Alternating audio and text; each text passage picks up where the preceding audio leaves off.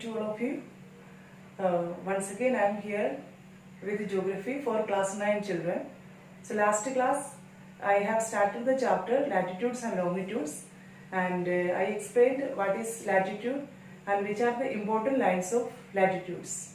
So with this important lines of latitudes, we can also divide the earth into different heat zones or climatic zones.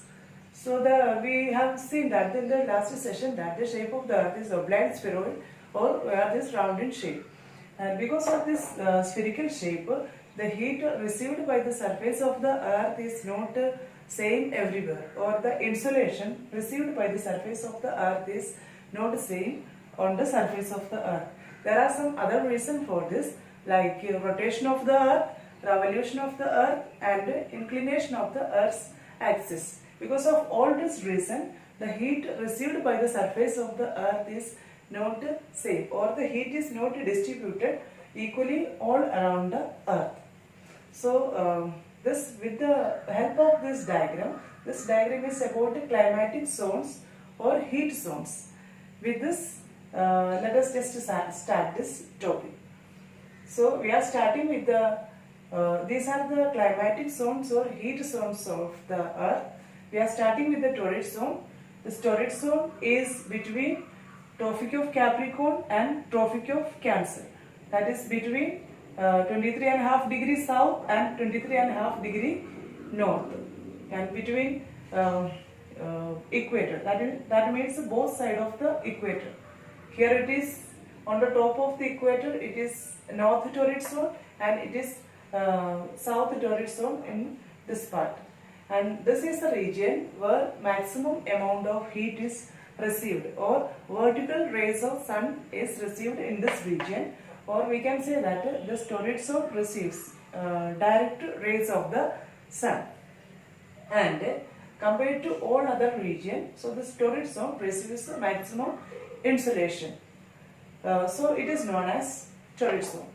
And here one more thing what we have to note is from 0 degree to 5 degree north and 0 degree to 5 degree south, this region is known as the low pressure region, and it's also known as doldrum. Because of this region, this is the region where direct rays of sun is received, or vertical rays of sun is received, and here atmospheric pressure remains low, or it is a low pressure region.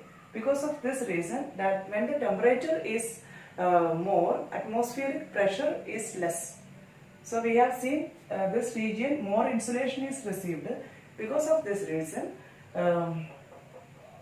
atmospheric pressure is low. It is a low pressure region which is known as doldrum. So about this atmospheric pressure, one more chapter is there. In that we can just have more explanation about atmospheric pressure and wind belt. There is another chapter. So here I only mention from 0 degree to 5 degree, it is known as doldrum. Because of the high temperature, atmospheric pressure remains low. It's a low pressure region. But we are not talking about pressure belt now. We are with the climatic zones of the earth. So starting with the torrid zone we have completed, and after that from the equatorial region, if you are going to the northern hemisphere, it is north temperate zone, and the opposite to that is south temperate zone.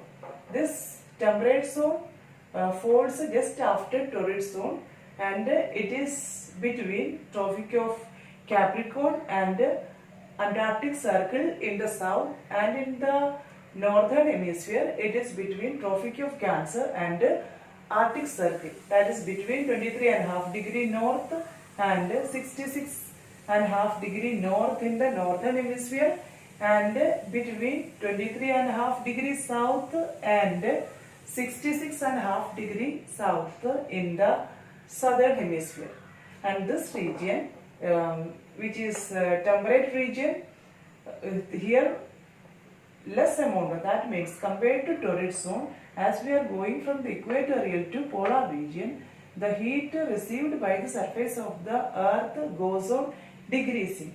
That means sun rays are slanting from here to torrid to temperate zone. So here we have seen in the torrid zone we have seen direct rays or vertical rays of sun is received in the torrid zone. But we are moving from here to temperate zone.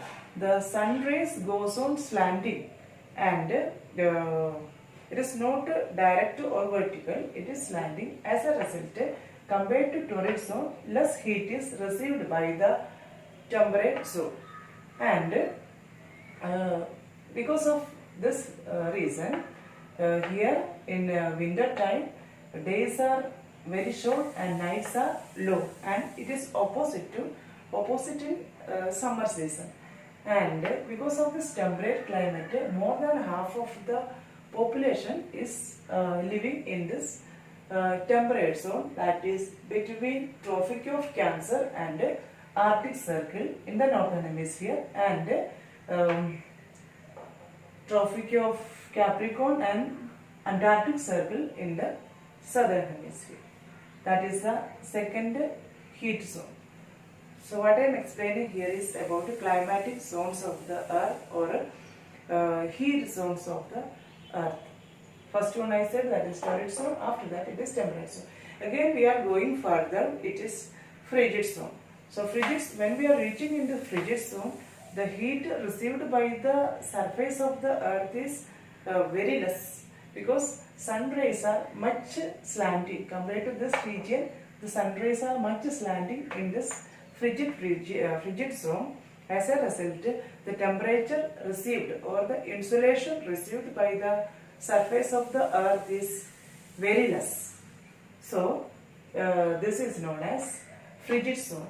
And this region, because of this less heat absorbed by the surface of the earth, the land is remain as frozen, and around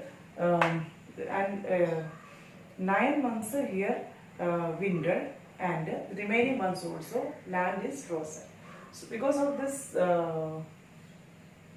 extreme cold climate, the lifestyle of the people, the land occupation of the people, and vegetation grown there, and wildlife of this frigid zone depend on, or it is affected by this extreme cold climate, or because the climate over there always remain below freezing point. So that is the third one. So we are okay. This one more thing is frigid zone lies between, that I just did not say. Frigid zone lies between Arctic Circle and North Pole in the northern hemisphere, and Antarctic Circle and South Pole in the southern hemisphere, that is between 66.5 degree north to 90 degree in the northern hemisphere, and in the southern hemisphere also it is 66 degree and 66.5 degree to 90 degree in the southern hemisphere. So I start from, once again I conclude this topic. We are with the climatic zone or heat zones of the earth. So we are starting with the torrid zone, which lies in the both sides of the equator, north torrid zone, south torrid zone, between Tropic of Cancer and Tropic of Capricorn. After that, it is temperate zone, north temperate zone, south temperate zone, lies between Tropic of Capricorn and Antarctic Circle. In the northern hemisphere, it is Tropic of Cancer and Arctic Circle. That is the second one, temperate zone. And third one is frigid zone.